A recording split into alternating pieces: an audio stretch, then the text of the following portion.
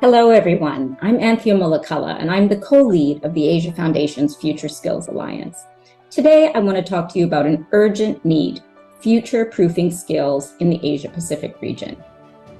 At the Asia Foundation, we are committed to delivering future skills at scale to underserved communities. We foster collaboration between governments, private companies, and nonprofit organizations, harnessing collective resources to amplify our impact and reach those disproportionately impacted by the digital revolution. One persistent issue we face is the global gender gap in STEM, science, technology, engineering, and mathematics. In the Asia-Pacific region, this lack of gender equity is most apparent in engineering and information technology education, where only 21% and 29% of tertiary graduates are women. To address this, we have created the STEM Connect Her program. This initiative supports and empowers young women, fostering diversity and inclusion in STEM through mentoring, learning responses, and a peer-to-peer regional community of women in STEM. Here's how we're making a difference. First, we're investing in the future. STEM Connector prepares young women for careers in critical fields, driving innovation and economic growth. Second, we're bridging the gender gap. We're tackling the underrepresentation of women in STEM, creating a more equitable and diverse workforce. Third, we're nurturing talent. We recognize the immense potential of young women in STEM and provide them with the resources and support to succeed. And we're building a pipeline. STEM Connector inspires and motivates young girls to pursue STEM education and careers, ensuring future generations of women leaders. Join us in our mission to empower women in STEM. Together, we can build a more equitable future. Thank you.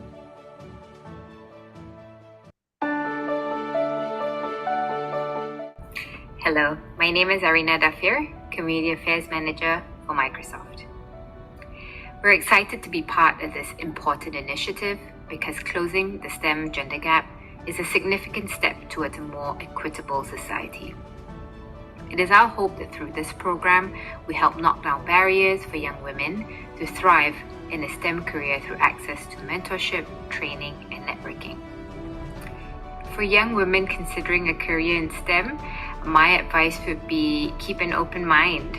There are multiple pathways to enter, explore, and be successful in this field.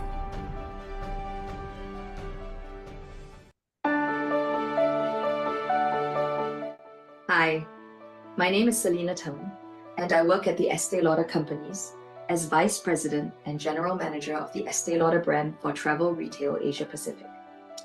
Estee Lauder Companies is one of the world's leading manufacturers and sellers of prestige skincare, makeup, fragrance, and haircare products, and the company's brands include Estee Lauder, La Mer, MAC, Jo Malone London, and Tom Ford, to name a few.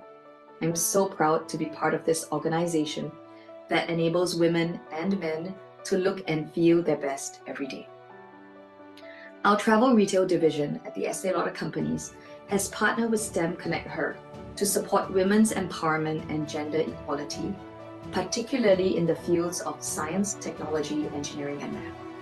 We believe that if we can help to reduce the gender gap in STEM, especially in Asia Pacific, we can help contribute to greater innovation, opportunity, and economic prosperity for all. I think that one of the biggest challenges faced by young women in STEM today is that there are just not enough role models for them to look up to nor get advice from. And without strong support systems or guidance to navigate their careers, especially in male-dominated industries, it can be intimidating and ultimately difficult to stay on in a career in STEM. By participating in the STEM Connect Her program, I hope that I can play a part in supporting younger women as they start or navigate their careers in STEM. And in turn, I hope that these women will one day become leaders in their fields and themselves inspire younger generations of women to embrace STEM industries, creating a positive cycle of gender diversity in the workplace. As the famous quote goes, our actions create ripples, and those ripples have the power to change the world. So, this International Women's Day, Let's change the world together.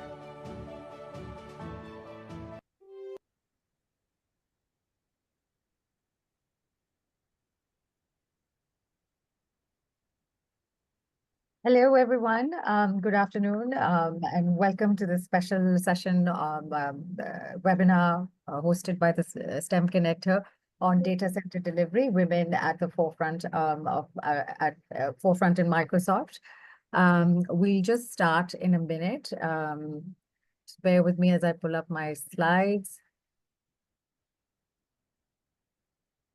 So I'm Marine Tanveer, and I'm thrilled to have you join us today. STEM Connector is dedicated to empowering women in STEM fields, and this webinar is testament to that mission. We're very excited to shine a spotlight on the incredible women at Microsoft who are driving innovation and shaping the future. Today, you'll hear from Nuala Nuala McGlynn. I am mixing up two of my colleagues at Microsoft, but we'll be hearing from Nuala McGlynn, who is an inspiring woman who is breaking down barriers and making significant contribution to the field of data centers. She will share her unique experiences and perspectives and insights into the world of data center delivery. So before we start, I just want to share that this session is being recorded. You will also, at the end of the session, as you can see from the agenda, we'll hear from Nuala, and then after that, we will have some time left over for Q&A. So please ask your questions. You can type them in the chat, and then we can share them with Nuala, who can address those. And you will also have an opportunity to earn a certificate of participation, and towards the end of the session, I will share how you can do that. So before we start, I just want to give you a quick overview of who we are. This program, the STEM Connected program, has been designed and is being implemented by the Asia Foundation in partnership with our generous corporate partners. The Asia Foundation is an international development organization. We're headquartered in San Francisco, but have a presence in over 20 countries in the Asia Pacific, and we've been working in this region for over 70 years. We work in a range of areas, such as empowering women, expanding economic opportunity, climate action, international cooperation, but increasingly we're doing a lot of work related to the digital divide and providing future skills to people at scale in Asia. So under that initiative, we have designed the STEM Connector program to specifically address the issue of underrepresentation of women in STEM. As many of you who are from this field know, that compared to non-STEM careers, women's participation is remarkably low globally. It's less than 30%. And the participation, if you look at as you go up seniority levels, the number of women is significantly drops. So in order to address this, and in order to address this leaky pipeline, we've designed this program, which provides opportunities so women can build their confidence, their network skills, and resources. So not only can they enter careers in STEM, but they can thrive in those. And how we do that is through a series of offerings. We provide mentoring opportunities, both group or one-on-one. We have opportunities to connect with mentors online through our platform, or in person. We do a lot of in-person events through events such as workplace tours. Microsoft hosted one earlier this year. We have another one coming up in Singapore, Estee Lauder. We have one coming up in Korea. We also provide free learning resources. These also you can find on our platform. I will share with you how you can join our platform and access mentors, learning resources, also connect with peers. We have students who have enrolled in this program from across Asia Pacific. We have over 500 students who are on this platform, and over 100 mentors from our corporate partners. So if you join our platform, you can very easily, securely connect with people. And you can also participate in industry speaker series like the one that we are hosting today. And when you participate in our programs, there's always opportunity to earn certificate and badges. Now, how can you get involved? So you can start by the way you're attending the speaker series today. We have one more coming up later this month on November 21 related to cybersecurity. And then next month, we have one related to additive manufacturing hosted, sponsored by HP. We also have, like I mentioned, industry site visits in 5 key countries that we're doing in-person events. These include Singapore, India, Malaysia, Japan, and Korea. However, our virtual programming is open to anyone from Asia Pacific. You can also access our library of learning resources. These are, again, freely available to anyone across Asia Pacific. This month, we have a special course that one of our partners is offering on AI, and I will share more details on that also. Finally, our mentors are also, like I said, we have more than 100 mentors on our platform that you can sign on, connect with today. Here are details of a course on Gen AI prompting that one of our partners is offering for free during the month of November.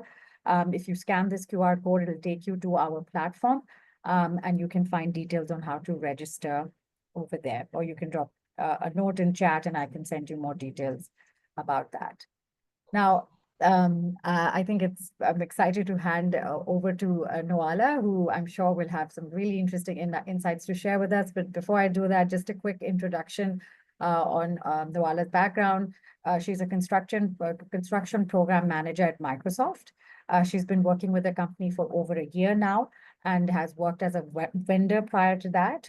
She's an Irish civil engineer working in the industry for over 21 years. So she brings a lot of extensive experience, particularly in woodwork and construction. She started her career in the UK as an engineering assistant and continued working on site for 8 years, eventually being promoted to project management level. In 2011, she moved to Singapore. So we were just talking about that. She's been here for a while, and she was a project manager for the National Stadium, and has expanded her work since in solar tunnels and now data center delivery. She's also a proud mother and is supported by her loving husband, who's from Sabah, Borneo. So I'll hand it over to you, Noala. I'll stop sharing so you can share your slides. Really looking forward to your session. Lovely. Thank you very much, Mehran. And before I start, I just want to say a big thank you to Mehran and Kunal and the team at STEM Connect Her for organizing this lovely event to showcase women in STEM today. And I then, in turn with that, I want to say a thank you to everybody here that has taken time out of your day, your busy Friday when you should be studying or getting ready for the weekend, to listen to what I can tell you on my advice for you as a woman working in STEM. So let's dive in. First of all, I wanted to let you know, we were talking about statistics there that Mehran brought up, and I wanted to let you know a really good statistic at Microsoft is that women are now making up to over 30% of the workforce. That's for CO&I and Microsoft in total. That there in Singapore is about 28% women in Singapore, and that is rising. So I'm hoping now after today, maybe we can increase that number. We want to get that up to 50, ladies. So STEM for women in data center delivery. So thank you, Mehran, for introducing me. A little bit about my career. First of all, I like to tell you I'm Mula McGlynn, C-Eng, B-Eng, Honours, MICE. The reason I put those letters behind my name is I have an opportunity online and an opportunity with you all to showcase myself. And this is something you need to do. You need to sell yourself and tell everybody straight away who you are and how good you are. And I am able to tell you I'm a chartered engineer and I have a Bachelor of Engineers honours degree in civil engineering. When I was actually at university, though, I wanted to do art. I didn't actually want to do STEM. I was a very avid art student and I couldn't find a course that I liked. But through speaking to people and a guidance counsellor, he advised me about civil engineering. He said, it's a bit like drawing on the ground. And I said, okay, I'll try that. So like yourselves, I looked at a path and I said, how can I learn this and what way will I do this? So I chose to go through an information technology route that went on to do a degree at university. My advice for you here, something that I done as a student engineer, was during the summer, during the breaks and during the internships, I actually got out and got work experience. I worked on building sites as assistant to the managers and to the project engineers. and I worked in the offices to support on any of the work that was happening for the 3 months that I would have available to do this. This really helped get me integrated into the construction industry and the career that I wanted to do, but also to give me confidence to know I was doing the right thing while at university. After I graduated, I went to work in South Wales. My first job was a bridge. I was very excited. It was a single span 20-meter bridge to be put in for a new roadworks that were being built around a stadium. The first thing my site manager done though, when I worked on that job, he had me empty the tool shed. That was my first job. I had to go in, I had to get mucky, I had to take everything out, I had to tidy it, I had to itemize it and sort it out.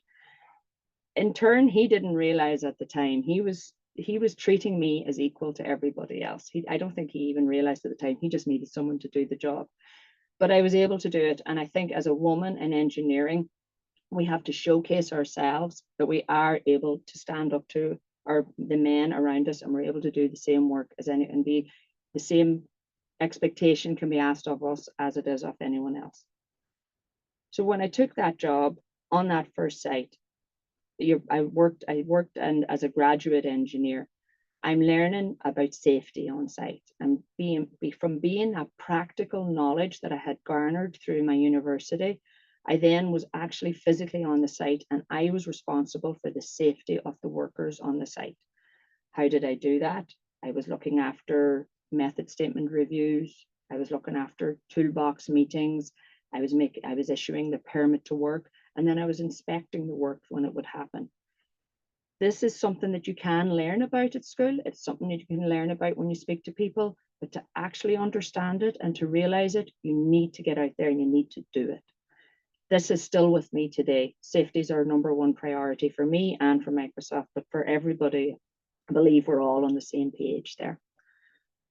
Then you're also looking at quality when you're on site. You're checking that the work is being done correctly, that you're getting the client and the end user is getting what they paid for, and that you're building it to the best way that it can possibly be done. We also going through the site, I found, and my site experience of being a graduate engineer, I got to know everybody. I used to walk the site with all the different roles, the foremen on the site, the charge hands on the site, the engineers on the site, the project manager on the site. Understand what other people are doing, and then be part of that team. A big thing in STEM is teamwork. I think it comes through quite a lot. We have to leverage each other's capabilities and showcase our own. I talk about that a bit later. I really think it's important to be part of that team and contribute to the team, but recognize all the other people in the team and keep mindful of what everybody does. And then another thing about being a graduate engineer, and this is advice for you too, is just be truthful and honest. And when you start your work, you're going to make mistakes. Things are going to happen. Everybody knows this. It still happens now today. The wrong thing to do when a mistake is made is to not tell the truth or to hide it. Much better to come forward and tell someone, I used the wrong factor when I was working out a factor of safety or a multiplication thing. Tell the people what you have done wrong, so that then together as a team, everybody can fix that problem. You'll be much more respected in your career if you tell the truth and act on it and help find a solution rather than hide from it. And this is a photo of me on my site leading all the guys on my site safely across. Nuala, if you can please share screen. Oh, is it not working? Sorry. There. Yes. Sorry. Now we can see it. Thanks. So now I want you to see, here's me walking across the safety path with my team that are working on my site.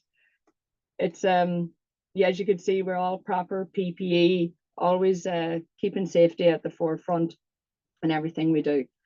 So I was saying how I'd been a student engineer and a graduate engineer, and as Mehran indicated, I did go up the work ladder to become a project engineer and then a project manager after being a chartered engineer.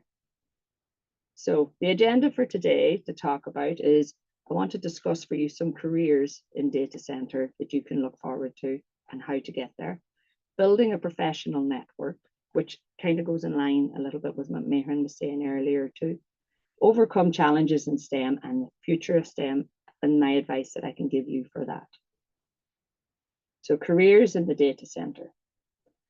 So what do you picture when you see an engineer? And I know I've shown a photo here of 4 very strong women engineers wearing hard hats, but not all engineers wear hard hats. So there's so many roles in the industry of developing a data center. I've given a very broad overview here of the 6 steps of a data center delivery. So the initial step is a site identification.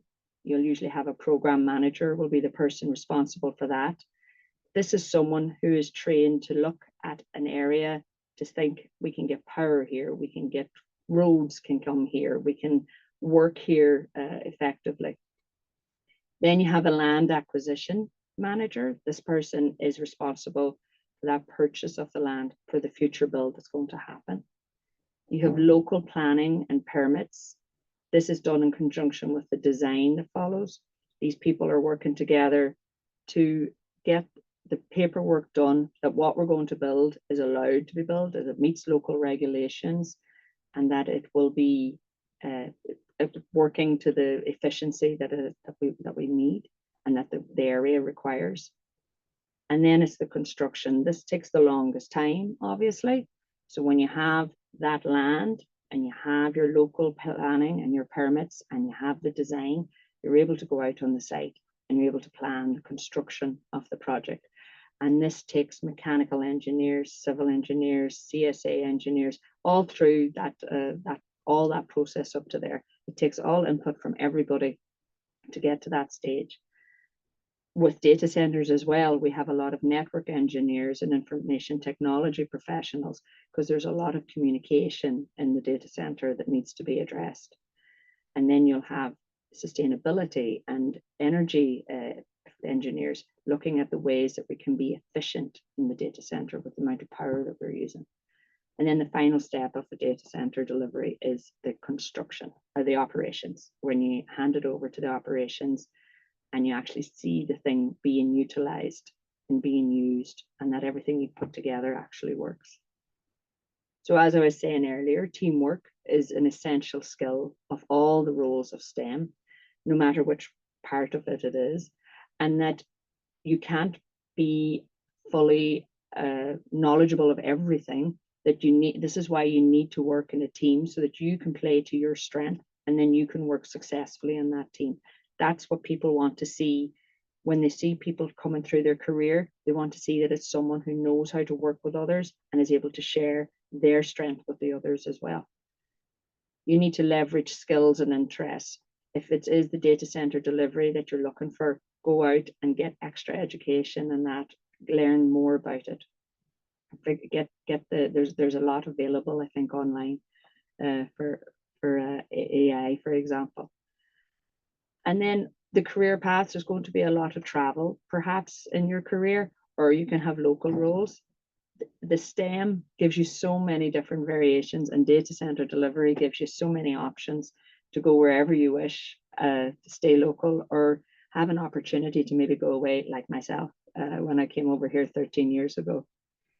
And then the big one, we women in engineering, women in any field that we're doing, just like the lady earlier from the Estée Lauder, we have to be a role model for the generations below us. When I started in engineering over 20 years ago, there was not many women taking places of position. There was not 30% of women taking positions within IT companies or any companies. The change over 20, 25 years is immense. Imagine what that can look like in another 10, 15, 20 years.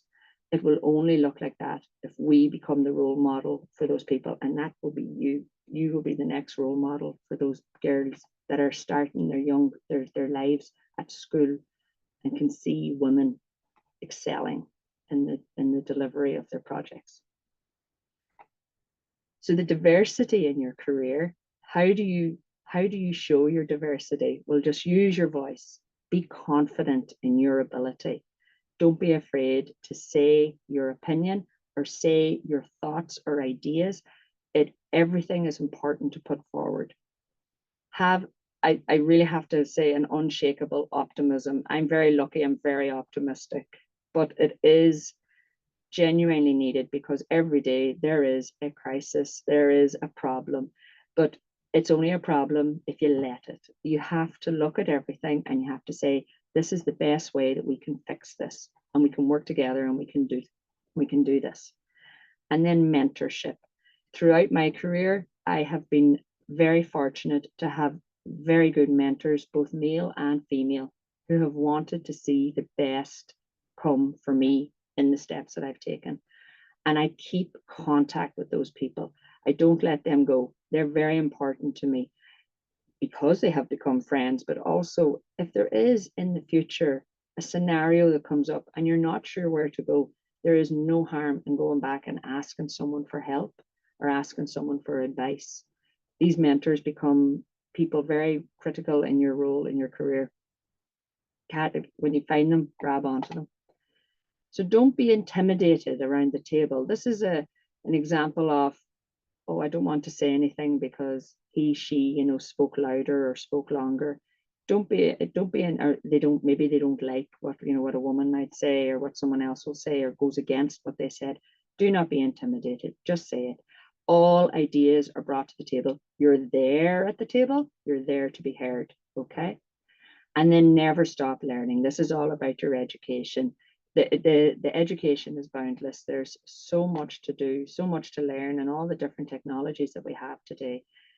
Take it all, garner it all, take it in. This will really help in your career path and choosing and getting the career that you want and promoting yourself in your career. A big one, and I am all for this, when an opportunity arises because they need to hire a woman, you go for it. Take it. You take that job and then you show them, this is why you were right to hire me. Do not be afraid of stigmatism. Oh, they just hired her because she was a woman. Doesn't matter. There's many men get jobs because they play golf with the owner. So you take that opportunity and you run with it and you show them, this is why I was the right person for the job. And then share your perspective and your experiences. This is how you contribute to finding solutions in problems. It's from people being able to say, when I went here, I done this.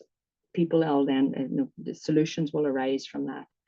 And then a big one, when you are looking for your career, really do look for a company that promotes inclusion and diversity. They are the stronger companies because they have a more widespread, diverse workforce able to support you and support everybody within it to get that job done successfully. So my next section I want to talk to you about is the professional network. So networking events. So you can see this is me I am at so many networking events. I try to join as many groups as I can so that I can go to as many events as possible. It'd be crazy to go to all, but go to these events, go and speak to like-minded people, go and speak to other industry partners, speak to the people that are also in your industry and learn more and network yourself. Recommendations for jobs are a big thing. This really does happen. Referrals, it's taken quite highly. If you are out there and if you're getting yourself known and showing your opinion and sharing your opinion on stuff, when something comes along, someone might say, oh, I remember I spoke to that lady at that event. She would be interested in this, or she would be a good fit for this. So go to these networking events. If there's a chance to be on a committee, take it. It's difficult as well because you are at university. You should be going out on a Friday night. You should be worrying about what you want to do for the weekend and relax. And you do need to do that. It's very important to do that. This is your time. This is your time when you get to make your memories that will last. But if you can take time, do that industry networking, particularly with the STEM Connect Her that offers so many opportunities for you to do the visits and to attend these different seminars. It is, I know it might not seem like it now, but in the future, it will really stand heed to you that you put in the effort and the time to do it, and that you'll be able to gain something from it in the future, because you'll be able to have that conversation starter. Career growth is about that, making those meaningful connections. So then now when you're at university, and when I said about, try and get some internship work or to work abroad for the summer, make connections with those people, keep in contact with them, follow up with a message. Hey, how are you doing? It really can open doors to new job prospects, because you're at the forefront of someone's mind. It really helps. And I do want to believe that you want to do it as well, that you like to keep in contact with the people. So then the online platforms for professional networking. So we've got LinkedIn, we've got the STEM Connect Her. All these platforms are providing you a virtual space to connect. So I'm talking about the networking before, where you do it in person, but you have this virtual place where you can connect, you can share knowledge, you can sell yourself, you can say, this is what I am doing now. I've been to this site visit, I took part in this activity, I learned this today, this is something that I gained knowledge in. Use that platform to provide that space to work with others, collaborate with others, but also to showcase yourself. That's how you enhance the visibility. It significantly increases your view in the industry. When you go for those job hires, people are checking Facebook as well now. So let's be honest, online platforms. Think about your Facebook. Think about what you're putting on it. When the job comes up and they say, "Oh, who's this person?" They check your LinkedIn, but they check Instagram as well. So think about all that. That's your online persona. It's very important now. I'm unlike yourselves. I didn't have this 20 years ago. It was it was all rumors. But no, please just put together, use it. It's great. It's a great tool. I got given the advice actually not so long ago. I had been at in an article, and my friend was like, well, why don't you put that on LinkedIn about yourself? God, I never thought. Yeah, I should showcase myself on LinkedIn and sell myself. And so then for challenges in STEM, now what you're doing in STEM today is completely different to what I was doing 20 years ago in engineering. We're coming from it from different angles. What you have today, you've got all this technology around you, which is amazing that you can use, but also this technology is interrupting you all the time. So it's about how can you focus and get yourself right on track when you're in STEM. So one thing is self-doubt.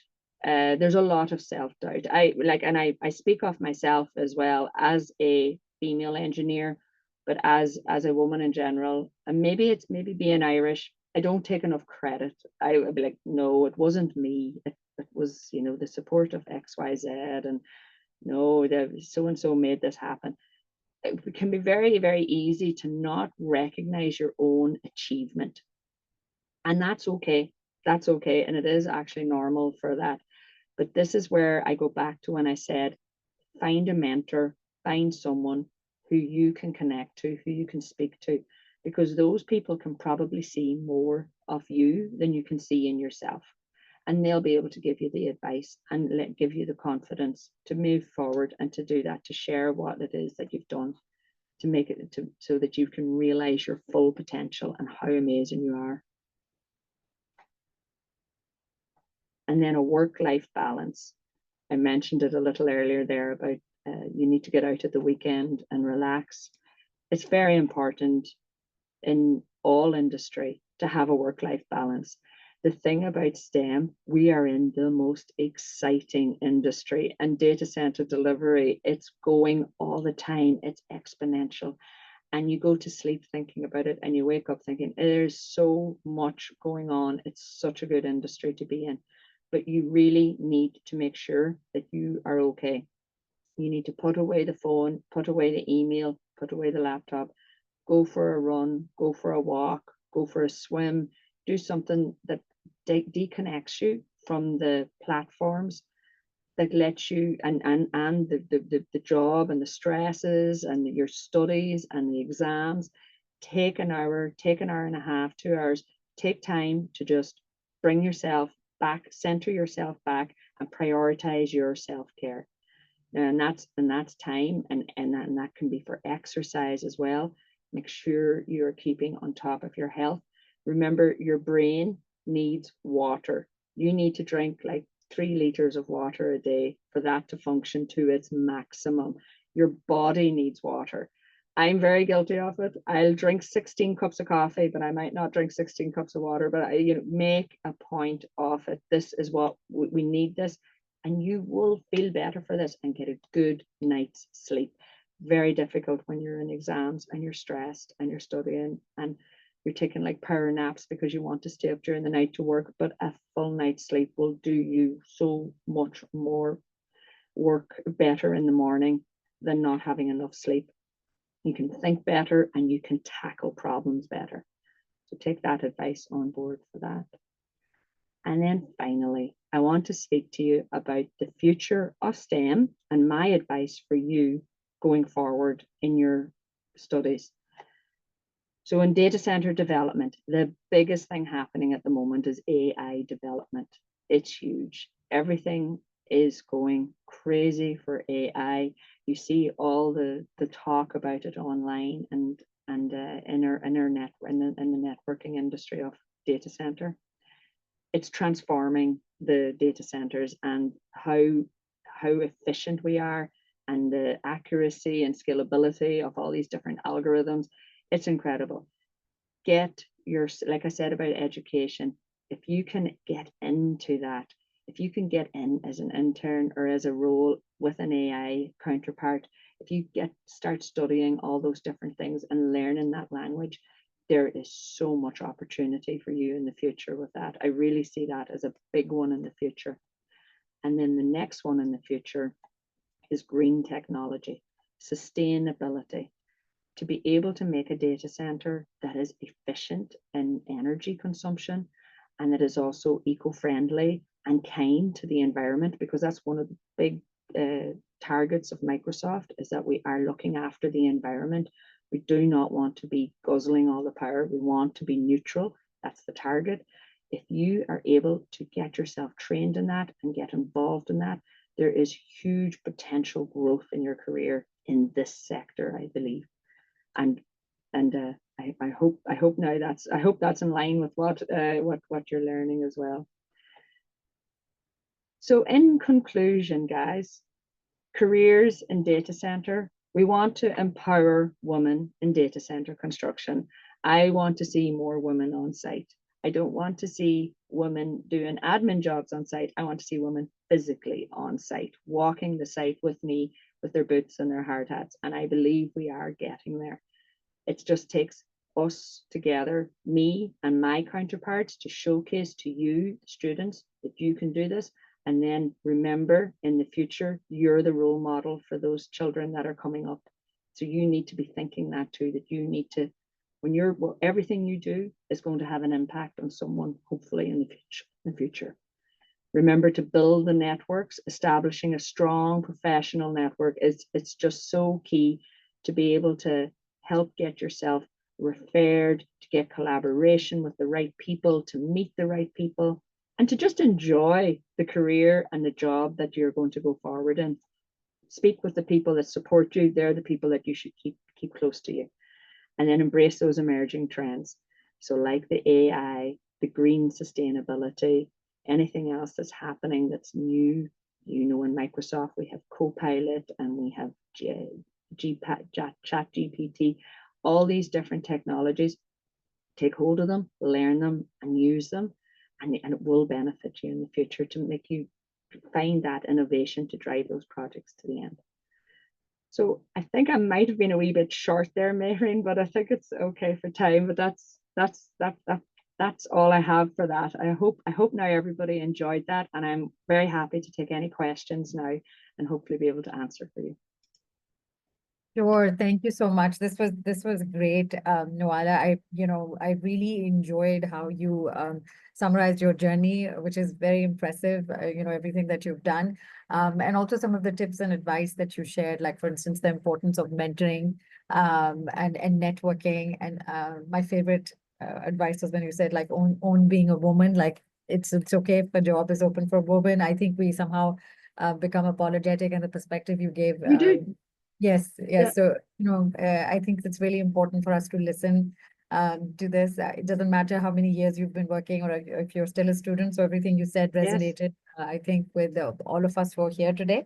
So, while we wait for people to put in their questions, I want to ask you, you mentioned that Microsoft has, above industry average participation of women in STEM. And I wanted to see if, if you're aware of, or if in your experience, is there anything different that Microsoft does? Like, how is it able to have this kind of women's participation? How does it support? How does it create an inclusive environment for women in, people, just to be inclusive in both senses, right? So are there any initiatives? Are there any policies that they have that you think leads them to have these kind of numbers? So like what I said about if an industry needs to hire a certain percentage of women, then go for that. There is a policy, of course, in Microsoft that they will have a diverse workforce and that there be an inclusion of a certain percentage of male, female, and different types of diversity. But there's also, Microsoft are very much about empowering a woman on a site, and I think, and in the workplace, and I think that's a very attractive thing for women when they research who do they want to work for. We have a great many groups of women at construction or workers welfare, where particularly looking out, because on, like, for example, in a building site, the people that are working on the ground, the people that are doing the shoveling, that are doing the hard labor work, we look after their welfare. We make sure that they are being cared for. That's an attractive thing of a company, that their number one thing to stand out is the safety of absolutely everybody to get home safe. Then for the women, there's the women at construction, and there's the recognition and recognize, have we got a safe workplace for women? Do women feel safe coming in and out of the building site or the office? Have they got the amenities, to be working on site? Have they got correct PPE, for example? And have they got then the privacy as well to be able to have like one-on-one discussions, with their mentors? So it's and that's when I said about when you're looking for a career, looking for that career that promotes diversity and inclusion, that's the kind of company, look for the company that promotes that. That's the kind of company that you need to be focusing on, because you're going to, that you're going to be respected and you're going to be heard in that. And then as it is in Microsoft as well, like I said about peers, most of the leaders are actually women in our CO&I, and so that's quite inspiring as a woman engineer coming into the company just over a year ago, to be able to see so many women leading in Microsoft has been one of the reasons why, like for me personally, why I want to come in and join this good, well-balanced team. Excellent. Thank you so much. We have some more questions that have popped in. I'll ask them, I'll read them aloud. So first one is, can you share some thoughts about XAI building the AI supercluster in 19 days? What might have been involved and how was it pulled off? Building their AI supercluster, what might have been involved and how it was pulled off? Good question. I will have to come back to you on that. I'm not too sure what might have been involved, but I can tell you though what would have been involved. A lot of planning. Everything that is done is down to planning. You have to get the right people around the table to say, this is what we need to do. We need to pull this off in 19 days. How are we going to do that? We need X, we need Y, we need Z. So you get that proper structure put together, put the right people together, plan it, test it, make sure it will happen, and then the execution then should come seamlessly then afterwards if no failures happen. Maybe I'll come back if I know any more on that, but that's when I would see that, that's what I would know would happen. Yeah. That's perfectly all right. We have one more question. Arena's asking, thank you for sharing, Noala. Can you share a time when you've been challenged in your position as a woman in a traditionally male-dominated industry? How did you work through it, and what did you learn from it? It's a great question. It's a very good question. Thank you, Arena. So I have a great memory of when I was in the UK, and it was my first time as a project manager role. So I'd been promoted from like the project engineer to project manager to build a warehouse extension, and not dissimilar to a data center in the sense it's just a shell, just didn't have quite the same amount of level of IT. In this site, there was a site foreman, and each day I would speak to him to say, this is what we're going to do today. And then the project engineer came to me and he said, the guy, Tony was his name, Tony keeps asking me what we're doing today. I said, I told Tony this morning. Why does he ask you?